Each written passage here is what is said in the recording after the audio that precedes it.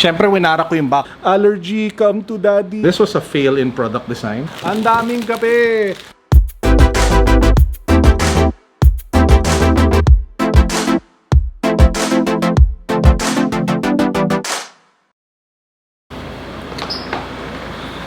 Hello everyone, Carlo here. Welcome to the vlog. This is the channel where we talk about sneakers, life, and tech. And for this episode, I am going to unbox the insanity that is behind me. So, for some reason, parang kinain na ng box ang aming sala. And for today's episode, we're going to check out all the different items that have amassed through the last few weeks, a mix of sneakers, gadgets, watches, and a bunch of other crazy stuff. So if you find that interesting, keep watching. Let's go. So this is the life of a YouTube unboxer. Yung kinakain na yung living room mo, yung sala mo, ng mga box. O, di ba? Pero yung pusa ko tuwang-tuwa. Just to give you guys another perspective of how the boxes have slowly crept from the side of our entrance door all the way to the middle of our living room. Ganun na kalala ang sitwasyon. We have a couple of face masks from local brand Pen Shop. So these are face masks that you can buy in Lazada, and it comes in different sizes, and a lot of you have been asking me to share my thoughts on their face masks and their products. So let's check some of them out. So you connect it through the buttons over here, and then you just wear it like so. So as you guys can see, you have the face mask covering me here, and then you have the face shield or eye shield over here. Now my problem is, for some reason, this one is misting up or fogging up. So I think they have to review the design, because with the fog, I can't clearly see anymore. And the mask is kind of small, well, for my big face. So yeah, if you guys want something like this, I'll link it down below. This was a fail in product design. This is their 100 peso medium-sized face mask. Okay, so the filter is here. You're supposed to just wear it like this. And then, there you go. So actually, in terms of sizing, the medium one is pretty fit for my face. Umalog yung camera because my cat decided to sit on the tripod. I'll show you guys what it looks like. You know, talagang ginugulo mo ako, Dusty! Now, this face mask isn't that bad. I like the fact that it comes with a filter so that it fully protects you in terms of what you really need for protection. And the fit, nice, comfortable, so I'll actually end up using this. So if you want one, again, the link to the Pen Shop face mask can be found down below. When it comes to boxes that I receive, I think I've seen them all. Small boxes, small boxes, big boxes, crappy boxes, but this one really has to take the cake in terms of grandness and overall presentation. So, oh, ang bigat. Kaya naman pala mabigat, kasi kumpleto siya. So we have boat shoes, we have sneakers, we have slides, and we have we even have like a Sperry shirt. This is their latest collection, which is called the Plush Wave collection, which is all about being light, all about giving you cushioning, and really looking kind of cool and nice. So tingnan niyo yan. Very lightweight black leather shoe. You have that brown accent at the back, very easy to wear. You have these really nice looking slides, which I will be definitely using. And then you have boat shoes over here. So to Sperry Philippines, you have just won the award, the imaginary award from Carlo Ople of having the best box I've ever seen sent to me by a brand. Now, if you guys have been following me on Instagram, you probably know that I love Kopico. So they were kind enough to actually hook us up during the quarantine lockdown period with 3 massive boxes of Kopico coffee. So this is their instant cappuccino coffee. So ang dami talaga. Kasi talagang pwede tayo maligo sa Kopico dito sa nangyayaring to. Yan, oh, woohoo! Ang daming kape. Shout out to Rochelle Gamboa.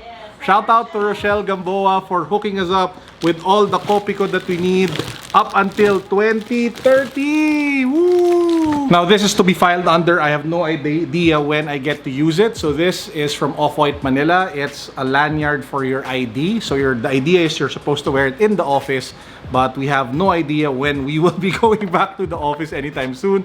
But at least if that ever happens, we have a nice off-white lanyard. We also have this keychain. They did a big sale a couple of weeks back. I think it was like 40% off. So I decided to pick up a couple of accessories from them while the prices were really good. Of course, any Carlo unboxing wouldn't be complete if we didn't have shoes. And for today, we have one of my favorite sneakers to date, which is the New Balance 990. Pristine, white color. Take a look at how gorgeous that pair of shoes are. Pair of shoes is. Basta maganda siya. Official name of this sneaker, the official colorway is Cloud White. And it looks absolutely stunning. So you have that 5 symbol at the back, symbolizing that it is the 990 V5 series.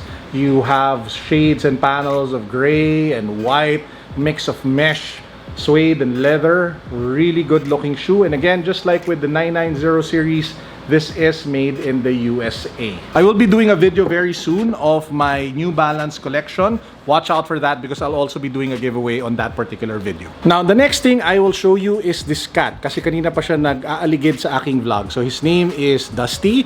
He is a British short hair / Scottish fold. Tama ba, babe? Parang yun yata siya. So you've always wanted me to review my cat. So I will review my cat for you today. So this is Dusty. He is very cuddly. He is very sweet. I am allergic to him. So malamang pagkatapos ito, kailangan ko mag-clarity in Dusty. But he is super sweet. As in talagang ang lambing-lambing ng pusang to.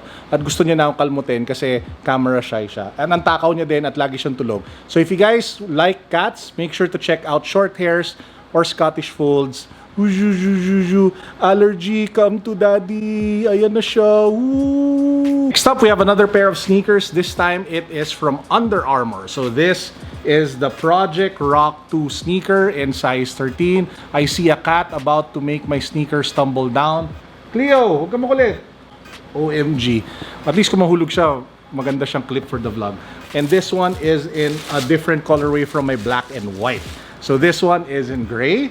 You have the Brahma Bull logo at the back, gray upper, hover midsole, nice pop of color at the bottom. By the way, I have a couple more of Project Rock sneakers in different sizes at my back.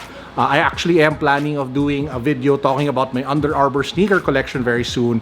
And I will be giving away those 2 Project Rock 2 training shoes in that video. So watch out for that when it drops very soon. Now, this next item is actually something that my wife bought. As you guys know, here in the Philippines, if we're going out, we're required to wear face masks and face shield combined. Di ba? Para talagang todo maximum protection. Now, some of you are probably complaining about that. I myself was very uncomfortable the first time I wore it. But you really have to do everything that you can to protect yourself. And I don't mind having extra layers of protection. No? So anyway, so we bought a couple of Hengde face masks, face shields that go with our face masks. And if you decide to try to go to an SM mall, napansin ko lang, you can't enter if you don't have a face shield. However, they have a store just by the entrance that actually sells face shields for 50 pesos. Medyo mahal, pero at least makapasok ka ng mall. So we also have this package from Base London. They specialize mostly in leather and dress shoes. So this isn't your typical sneaker. Siyempre, winara ko yung box. Ang dami kasing tape eh. But anyway, so let's take a look at the shoe. So this one is your typical, matag mo dito? So it's like a brogue shoe, leather shoe in some sort of dark brown color. So in the event that I need to go back to the office and I need to wear leather shoes again, this one definitely nice addition to my leather shoe arsenal. So shout out again to Base London. Pasensya na po sa box. Now, I honestly still have like a ton of stuff to show you, but this video is already too long. We have more sneakers, we have more gadgets, we have a tablet from Samsung, we have a ton of face masks from Urban Traveler. Shout out to Hans, by the way. I have a nice laptop stand waiting in the wing that I'll also be unboxing for you guys. But that will be for part 2 of this video. So that's it for part 1. I hope you guys enjoyed. Make sure that you tune in again when we do the part 2 of this massive living room unboxing so that we can get rid of all the boxes at my back. To all the brands who sent stuff, maraming salamat po. I appreciate you. And to everybody who's interested for more details about the products that I showed, chances are I will be posting about them on Instagram. So make sure that you check out my IG, the link of which can be found down below. And with that said, this is Carlos signing out. I hope you guys enjoyed. As usual, peace, God bless. What's up? Boom.